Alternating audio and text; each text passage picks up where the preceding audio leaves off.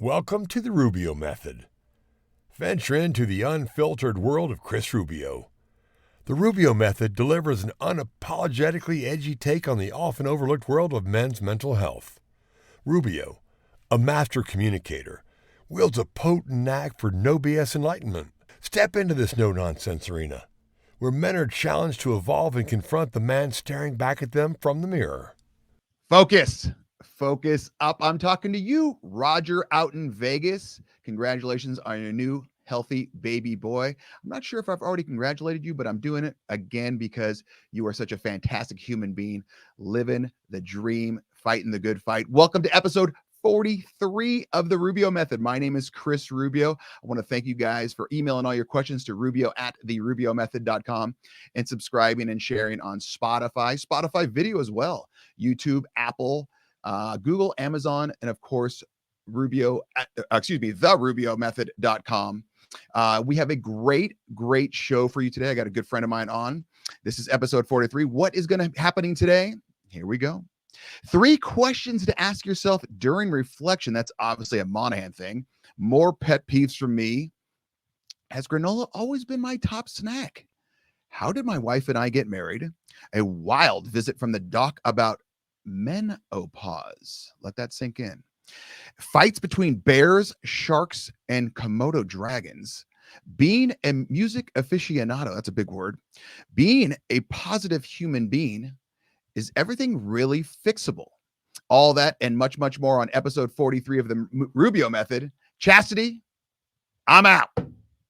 Focus up. I'm talking to you, UCLA football. Great victory this past week against the hometown WSU Cougars.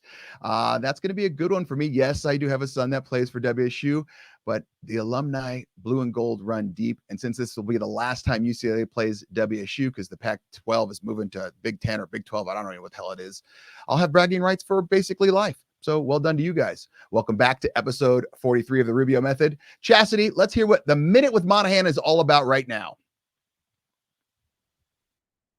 Hey, how's it going? Welcome to A Minute with Monahan, and we've got an awesome one, as always, for you. Today, we're talking about reflection, and I've got 3 questions for you, and you can ask these questions of your month, your week, or your quarter, or your year. So number 1 is, what are your biggest lessons from this last time period?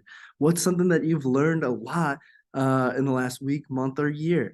Number 2 is, how do you feel about this last time frame that you're in, this last season that you're in? How do you feel about it? Really think about that. And last but not least, what excites you about the coming month, week, year, quarter? If you ask those questions, they will really help you reflect. They will help you look back, look back on this past quarter, month, week, year, and really think in depth about how you felt, what you're excited about moving forward, and also too, what lessons you learned. Write those down. We love journaling, so hopefully that helps you out. Let us know if you did that and what that did for you. Have an awesome rest of your day, you guys. Good seeing you. Well done, Monahan. Reflection. I don't even know what the chastity. That's one of those words that you use on me all the time. I think reflection. There was another one that you used. I can't remember. I can't hear you, but you can use it in the chat room. There was another word you yelled at me for. I didn't know what it was. Self something. I don't know. Anyway, the Minute with Monahan, reflect on what you got, what you've learned. How do you feel? What excites you about the upcoming time? I actually like that one a lot. That was a good one. And Monahan's smile always brings, joy to everyone around him. Good job, Monahan. Hope everything's doing well out there in Minnesota. Fight the good fight. All right. So we've got a couple questions through emails and the website, rubio@therubiomethod.com. First one is from Donovan in Bellevue, Washington. Bellevue, nice little area, about 4.5 hours west of me. Rubio, you mentioned that you really dislike people that whistle in public. Can't stand them. What other pet peeves do you have? There's 2 more. I cannot stand people that complain. If you're joking around and complaining, I get it. But if you're constantly complaining when there's nothing to complain about, that will piss me off more than anything. I say it to my kids all the time. We'll be driving to somewhere, say we're going to the lake. And, are you really complaining that you're driving in an air-conditioned car going to the lake for the weekend? Like, that will drive me bonkers. And number 2, another pet peeve I have, people, now listen to this closely, people that are ask holes, ASK holes. People that ask questions, you give them the answer, and then they don't take the answer at all. Like if there's something that is an easy question, you give them two possible solutions. This is the only two possible solutions, and they don't take them. Why did you even bother asking me? You're an asshole. There you go. Next one from Debbie in Santa Fe, New Mexico. Debbie, that's not my mom. Her name is Deb Sturs, and she does not live in Santa Fe. Santa Fe is a nice little artistic community. Rubio, has your favorite snack always been granola? No, it has not. When I was in college, I was a little bit larger, let's say. I was famous for going to the store, getting one of those tubes of cookie dough and just gnawing on that like a popsicle. That was fantastic. Also, at my prime, I love bagels. I mean, I love bagels. I haven't had bagel in a long time, but I love them. I used to get a dozen, well, actually Baker's dozen. You got to throw in that 13th for free. A Baker's dozen of chocolate chip bagels and get like a pint. I don't know if that's a pint, whatever that size was, of strawberry cream cheese. And I would get a bagel and I would just dip it into the cream cheese and eat it. So it was like my chips and salsa. That was a fantastic snack. Not exactly the most healthy, but I didn't care at that time. Last one. Rubio, how did you and your wife get married? From Tony in Las Vegas. Tony in Las Vegas actually got married in your area. All right, so here's how it went. It's a good story. Chastity, you're going to like this one. My wife and I were both previously married, got married too young, didn't work out. Shocking how that works. And we both got engaged, or obviously we both got engaged. We got engaged, and I said, let's just do a small wedding in our backyard. My next door neighbor, the judge, is a judge. And I said, why don't we just have him get married and we'll throw a big reception party? Basically, that's what everyone wants anyway. No one wants to go to the wedding usually. If you do, you're kind of weird or you're super romantic, whatever, it doesn't matter. So we decide, whatever. We go to Vegas. We're having a good time. We haven't decided on anything. She says, just for the hell of it, just for shits and giggles, let's go to the courthouse and get our wedding license. And I said, I'm not getting married in Vegas. There's freaks that get married in Vegas. Vegas is full of freaks. Not happening. She goes, come on, just in case, whatever. Okay, whatever. We go to the courthouse, and the line to get your marriage license in Vegas is exactly what you can imagine. There's like 2 dogs, a goat, a llama, a circus freak, a sub 60, a 7'8" guy, a clown. And I go look at her and I'm just losing my mind. I go, Queen, I'm not doing this. We're not getting married in Vegas. She goes, come on. So we get our marriage license, pay her $40 or whatever. That night we go to a Garth Brooks concert. We're like 3 rows deep in Garth Brooks. If you've never been to a Garth Brooks concert, highly recommend it. I've seen it 5 times. Phenomenal. And the entire time we're in the concert, it's going like 2.5 hours, small venue. She's looking at her watch, and my wife never looks at her watch. She doesn't even wear a watch usually. And I go, you like this concert? Oh, I love it. And she keeps looking at her watch. I go, why are you looking at your watch? She goes, oh, no, nothing. Finally, at about, let's say 9:15, she says, we got to go. I'm like, what the hell? He's still singing. Like he's his encore and we're third row. We're going to look like idiots. She drags me out. We start sprinting through the hotel. I'm like, what the hell are you doing? First time I've ever even seen her sprint. We're going through the hotel. Look like we just robbed it. We're on a set of Ocean's 11 or whatever. We go outside and there's a limo waiting for us. I'm like, okay, whatever. We go into the limo, go to the disclosed location. I didn't even know what it was. Turns out it's the back side of the airport. And I'm like, okay, she's flying out friends and family. We're going to get married here tonight. Kind of a cool idea. Then all of a sudden we walk into this room, and I didn't even notice the pictures on the wall turned out to be helicopters. And all of a sudden I'm getting weighed. I'm like, what the hell's happening here? 2 and 2 together. Obviously we're going on a helicopter. And she goes, I promise no one will be behind you in line to get married. It won't be a freak Vegas wedding. So we go up into this helicopter. It's the pilot, the preacher, pastor, I don't know what he was. Okay. And then my wife and myself back there, headphones on, and we went over the strip, did a little loop-de-loop. He does the little 30-second ceremony, landed, we were married. So that's how I got married to Jolie. Tony in Las Vegas. If you have any questions you'd like me to answer, just email Rubio at therubiomethod.com. Her name is Chastity. We've got Doc Hogan coming up. I'm out. This is NGBN TV, a network for men and home to top experts, speakers, authors, and more. Streaming TV for men, created by men. But why? Why are we a network that inspires, Educates, entertains, celebrates, and supports men in their 40s, 50s, and 60s, simply to save men's lives. There is an epidemic in our community, and it's taking men from us. I'm talking about mental health and suicide. But we have an answer, and it's streaming, live shows, sports, concerts, and more. in a real way for men to lock shields. We can't wait to launch this TV network for you and with you. For you and with you. For you and with you. For you and with you. Join our movement at ngbn.tv, coming January 2024.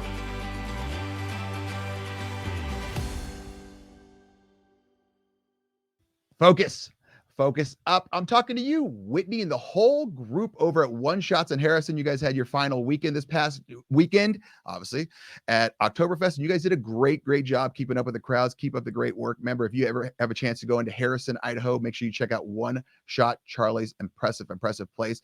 Let's hear what my favorite Irishman, the only Irishman I know, Doc Conor Hogan, has to say.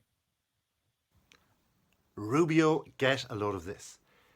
There is a union in Britain right now in the last while just looking at one thing with regard to men, and especially middle-aged men and men that are growing that little bit older. And it's saying they're being bullied when they go through what's called as, quote-unquote, the male menopause. They're saying that under the Equality Act, and I'm sure it's the same in the US, that men should therefore be given time off. They should be given as much as the females going through menopause should be given. Now, of course, the National Health System in Britain doesn't like the term male menopause. In fact, they say that 1% of, there's a drop off of 1% of testosterone per annum from the ages of 30 to 40. And it's more lifestyle and psychological choices that males have to look at in their middle-aged years if they want to avoid this male menopause. So believe it or not, yes, there's bullying and also the need for equality. What do you think of that? Doc, that is very odd. Number one, I don't even know if that's a virtual background behind you. If you're just listening on Spotify, Apple, Google, or Amazon, make sure you check out Spotify video or YouTube so you can see Doc Conor's cave background, or if that's a real Irish cave. I don't know where he's doing. Second of all, menopause. I have heard this, and I've also heard the testosterone thing. And if you're going to go for equal rights, well, then I think they do need some time off. But I didn't know women get time off for menopause. I didn't know if that was a thing or what. All right. Who do we have with us today? Chastity, go ahead and bring on Mark Arnot. Mark Arnot. He's a radio and marketing guy, the doer of all things that need to be done at LA Broadcasting. He's a lifetime Lewiston, Idaho resident, is a music aficionado. Mark Arnot, what is going on, my man? I'm living the dream, man. We had a great time over the weekend. Went to a concert called Rock the Locks over in Umatilla, Oregon, about 3 hours away.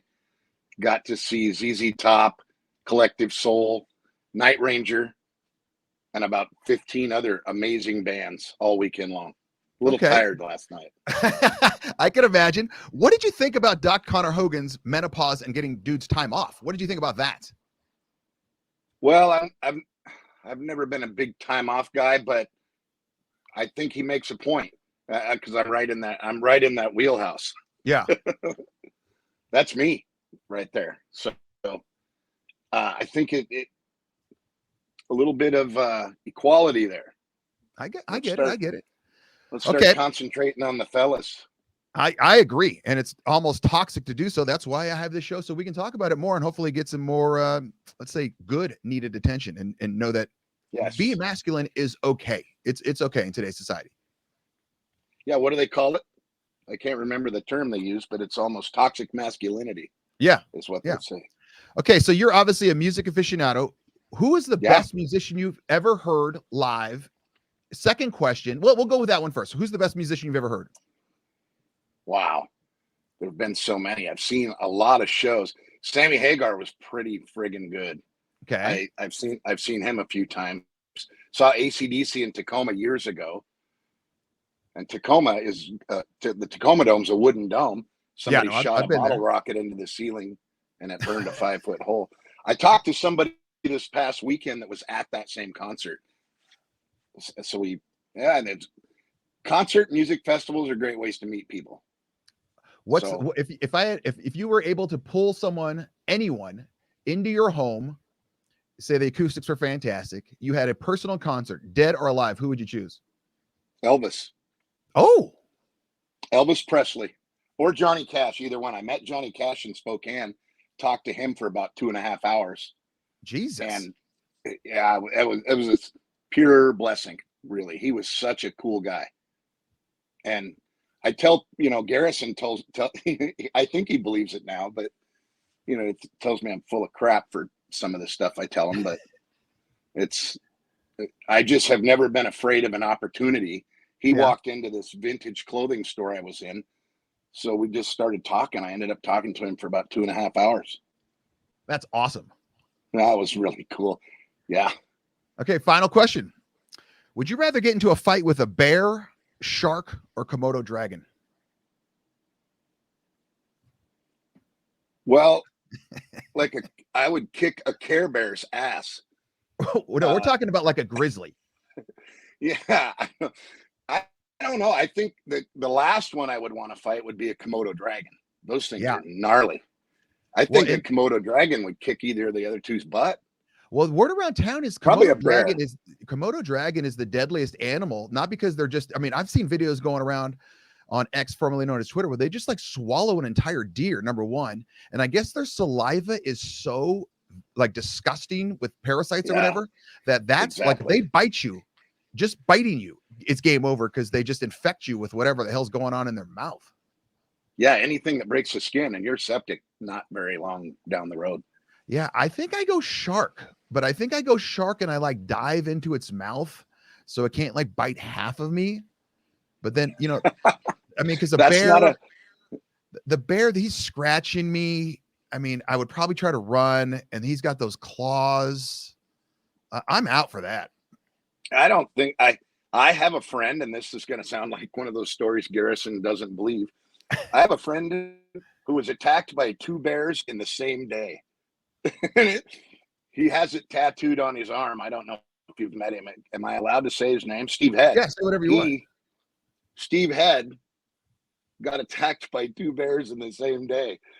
And then he ended up shooting, I think he shot them both because he was going to be eaten. And then they tried to prosecute him for like poaching 2 bears. It's like, dude,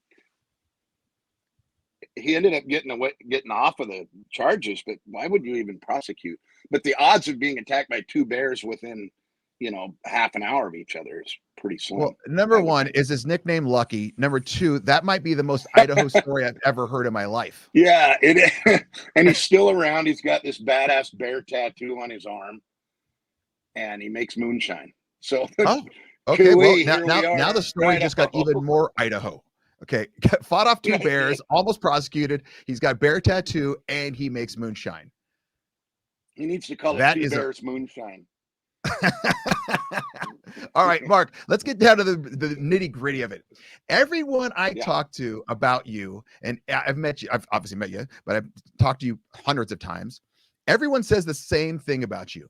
Yeah, that Mark Arnot is just a nice dude. Okay. Have you always been that way? What's your secret sauce? Why are you such a nice guy in a world where it's so easy to become an ass?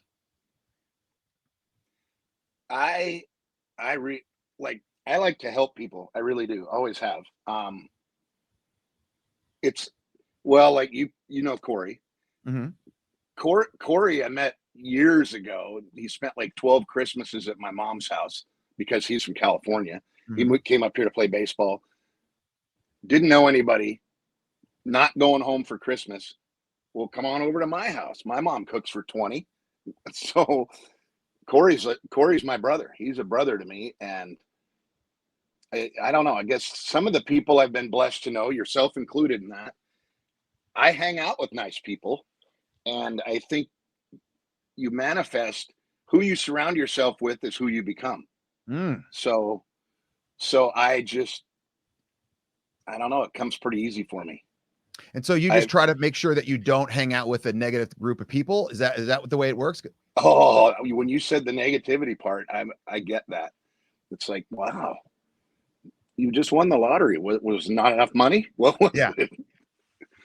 There are some people that are just that way. They're just negative about everything. The sunshine could be beautiful. That'd be too hot, too much sunshine. Yeah, you give them a pot of gold. It's like, I have to lift this whole pot. You give them $1 million check. I got to cash the check. Yeah, it's dude.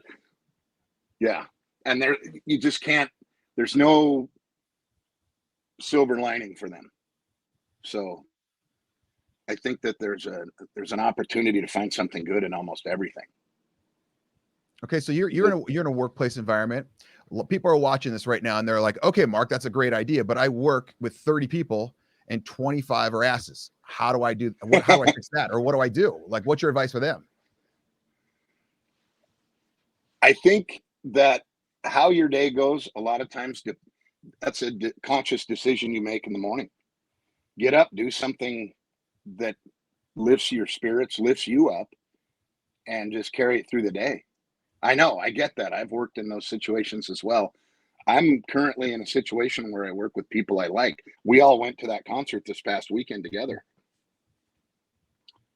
And so it's just a lot of fun. Sometimes you see people at their worst, but if you become kind of a family with the people you work with, which a lot of us do, we generally tend to be pretty forgiving of our family.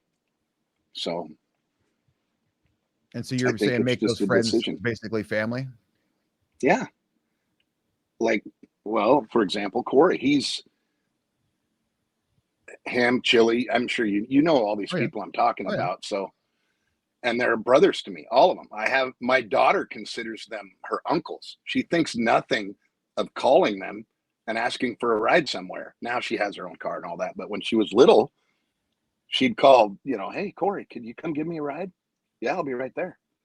So, Mark, do you think that's more of a, coming from Los Angeles, do you think that's more of a small, I came from Los Angeles, you didn't. Do you think that's more of a small town thing? And I know Lewiston is quote unquote not a small town at 30,000 people, which I don't think there's 30,000 people here. But I mean, do you think it is just more of a small town thing where, that song, try that in a small town? Do you think everyone's just kind of looking out for each other more? Do you think? I mean, I don't know how much you've been around big cities. I think there is a lot of that. I think there's a lot of it, kind of the small vibe. I lived in San Clemente for a while. I lived in Long Beach for a while, which is Corey's from Long Beach. Oh yeah. But it's more, you see it more here. Mm-hmm. There's a little bit more, and some areas I lived in Boston for a while, and there maybe, and while I loved it, I'm very into the historical aspect. Great city. Very, very cliquish. If you didn't grow up there, unless you knew somebody, you don't break into social circles. Really? So we would go in and we would do these projects and hire local labor. And generally I would meet somebody on my cruise or whatever that, "Hey man, why don't you come over for a barbecue?" And that's how you break into their circles. And I think that here you can strike up a conversation at a stoplight. It's like, and I do that. Like if I'm leaving somewhere, I get this crap a lot too. It's like, dude, it takes a half an hour for you to leave. It's like, well, you got to say hi. So, but that is a very Idaho thing. The 30-minute walkout where you just hey, and then you just start talking, and then you're like, "Oh, I forgot to ask about kids, and this and that. I mean, when I moved up here, that was one of the weirder things, because coming from a bigger city, I remember I was always, I don't know if I was taught or I just learned or I just knew instinctually, I always thought negative about people right out of the gate. Here, they do the exact opposite, where you guys, the Idaho 208ers, I call them, they always think the positive first. And it's a great way to live. And I'm starting to get that way, but it's very hard for me because I see someone immediately, I'm like, what do you want? Like if someone talks to me in a store, I still to this day, I'm like, what are you trying to sell me? What do you need? And Jolie, she'll just be bopping and start talking to someone, and we go on vacation. She's always the one. And it's funny because I'm the more talkative one on camera and all that. But when we get in public, she's the talker. Do you think that, is that an instinctual thing, or how does one break out of that? How do I stop myself from being that guy? You're doing a pretty good job. When I first met you, I was like, man, if other people aren't that way, it stands out more. It's like, because you weren't as gregarious as I am or Corey is, but then, everybody loves you. Like I remember you walking into El Sombrero and applause broke out. It was like, and Jolie just rolls her eyes. Oh God, here we go. But yeah, it's an easy thing to do if you just kind of think positive. I don't know that there aren't a whole bunch of assholes running around. Oh yeah. I think you can turn them. In today's world, that's what I want to talk to you about. In today's America, it seems, and I don't know if this is just the media, it seems like there's more, let's say, assholes than non-assholes. Can America be fixed, or are we just on that path, or is it just everyone needs to turn off the damn news? I think the swamp needs drained, but yeah, I think it can be fixed if the news quits shoving it down our throats that everybody's hating each other. I don't think that's necessarily so. I think that, whether it be racial, whether it be, economic or, education levels, I think people tend to help each other when they can. But every single day, and we try really hard with Big Country News Connection we vet everything we put out there, because we are a news source, and we try not to be negative as much as possible. So, but the current media, the way it's going, that's what they push. They're pushing that. That's what sells. Papers are kind of a dying thing, but that's what gets people to watch is, back in the day when the newspaper was a thing, war, all the negativity is what sold the papers because people wanted to read it. But now you don't have to go very far because it's everywhere. Yeah, it's literally everywhere. And that's what I've been trying to do for all of you that subscribe to the Rubio Method on Apple, YouTube, Spotify, Google, and Amazon. Daily, I've been putting out like the rundown with Rubio, just 5 minutes, 5 quick headlines, and just trying to put like a more of a middle balance on it where it's not too left, not too right. Because you could watch Fox and hear, El Trumpo walks on water. And then you can put on CNN and El Trumpo walks on water because he can't swim. It's like, guys, just say it down the middle here. It's pretty obvious, and it's one of those things that, like you said, the media is so biased and the hate sells. I mean, you could put on Facebook, Instagram, Twitter, X, whatever you want to call it, and they push negativity so much and it gets you fired up. And then those algorithms get going. And then, if you actually, like you said, travel around, everyone was talking about racism, this, racism, that. If you travel around and just talk to people, you can really see it's not that bad a place, man. Yeah, you're right. And this striking up those instant conversations at stoplights, it never occurs to me to do it because of someone's race, or everybody just likes to stand around on BS and meet cool people. Yeah. And then, you know what I love, and 208ers make fun of me all the time for this because I don't know how to do a lot of things, and that's okay with me, but I will ask questions after questions after questions, and they get mad because they're like, why are you asking so many questions? Well, how do you want me to learn? If I'm never going to be able to do something unless you teach me. They're like, well, how did you not know? I didn't learn it. I don't know what to tell you. Whether it's how to do this or do that, it doesn't matter. Mostly it's, manly stuff, so to speak, but they're more open, and they yell at me at first, but I still ask the questions. And like you said, when you talk to new people, you learn new things. Yeah, absolutely. Corey, Corey grew up in Long Beach, California, and he did not learn all the stuff that my dad taught me. Everything. My dad was an auto body guy for a long time, and I swapped out an engine when I was like 14 years old. Jesus. So